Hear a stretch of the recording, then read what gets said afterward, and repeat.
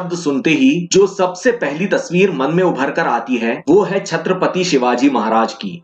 महाराष्ट्र में शिवाजी महाराज किसी कुल देवता से कम नहीं पूजे जाते। उनका भारतीय इतिहास में कितना महत्वपूर्ण योगदान है उसे समझने के लिए जरा उनकी पृष्ठभूमि को भी समझना होगा।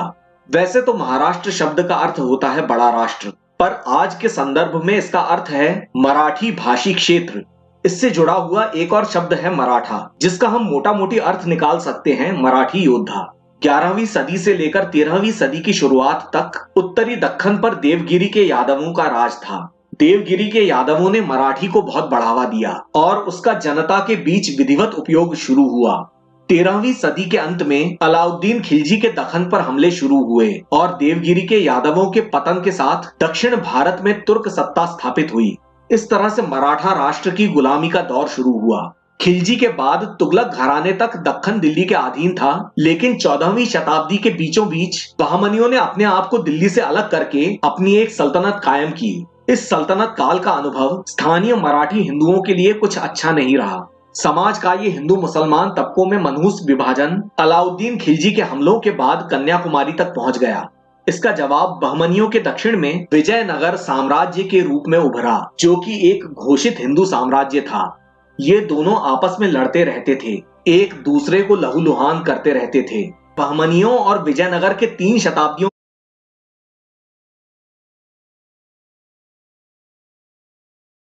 के संघर्ष में मजहब एक बहुत बड़ा मुद्दा बना रहा। महाराष्ट्र पर बहमनियों का क्या असर हुआ उसकी झलक उस समय के भक्ति साहित्य में मिलती है, जिसमें तुर्क मलेच्छों से उद्धार के लिए ईश्वर से प्रार्थनाएं की गई हैं। माना कि उस समय का ज्यादातर शासक वर्ग मुसलमानों का था, पर बहमनियों की सेना में मराठे भरे पड़े थे, इसीलिए मराठों से बैर लेने की उनकी हिम्मत नहीं होती थी। मगर मुस्लिम शासक वर्ग साधारणतः हिंदू प्रजा को निम्न कोटि का ही समझता था।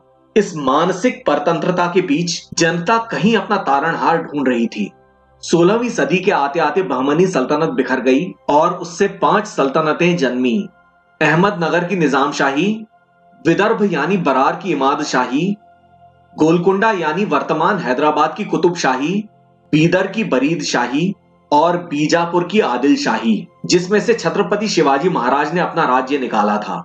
इन 5 सल्तनतों को दखन सल्तनत कहा जाता है और इस बहमनी सल्तनत के विघटन में विजयनगर ने एक अहम भूमिका निभाई।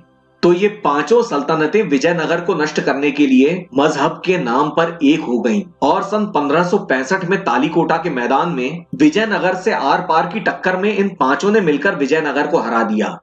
इनके जिहाद की आग में वैभवशाली विजयनगर जलकर राख हो गया। जो मानसिक गुलामी पिछली 2 सदियों से तुंगभद्रा तक सीमित थी, तालीकोटा के बाद वो कावेरी तक पहुंच गई। अब यहाँ की जनता भी अपने तारणहार की राह देखने लगी। इस तालीकोटा के युद्ध में मराठे दक्खनी सल्तनतों की सेना में थे और विजयनगर के खिलाफ लड़े, बगैर सोचे समझे कि वे किस मानसिक दासता से मजबूर होकर, स्टॉकहोम सिंड्रोम से ग्रसित होकर अपना ही नुकसान कर रहे हैं। इसी विडंबना को उजागर करने का काम 100 साल बाद शिवाजी महाराज ने किया। तालीकोटा के बाद अधमरा सा विजयनगर अपने बचे खुचे इलाकों में अगले 80 साल तक छटपटाता रहा। उसके अधीनस्थ राज्य और क्षेत्रीय नायक उससे मुंह फेरकर अलग होते चले गए। दखन सल्तनतें जब मौका पाती तब डंक मारती। मकसद हासिल होते ही उनकी एकता भी तुरंत चौपट हो गई। निजाम शाही ने इमाद शाही को निगल लिया। ऐन इसी वक्त मुगल सम्राट अकबर ने दक्खन पर हमले शुरू कर दिए। मुगलों का सबसे पहला निशाना बनी अहमदनगर की निजाम शाही। इसी दौरान मलिक अंबर और चांद बीबी का प्रसंग आता है, जिससे महाराष्ट्र में सभी परिचित हैं। सन 1601 में बुरहानपुर और खानदेश की फारूकी सल्तनत का मुगलों ने सफाया कर डाला और मुगलों के लिए दक्खन के दरवाजे खुल गए। जैसा कि हम पहले भी बता चुके हैं, निजाम शाही सेना में मराठे भरे पड़े थे। तो इस तरह से मुगलों और मराठों की टक्कर का आगाज होता है और यहीं से छत्रपति शिवाजी महाराज के पुरखों और उनके ननिहाल की दोस्ती भी शुरू होती है। अब तक भोसले वेरूल यानी एलोरा के पाटिल बन चुके थे।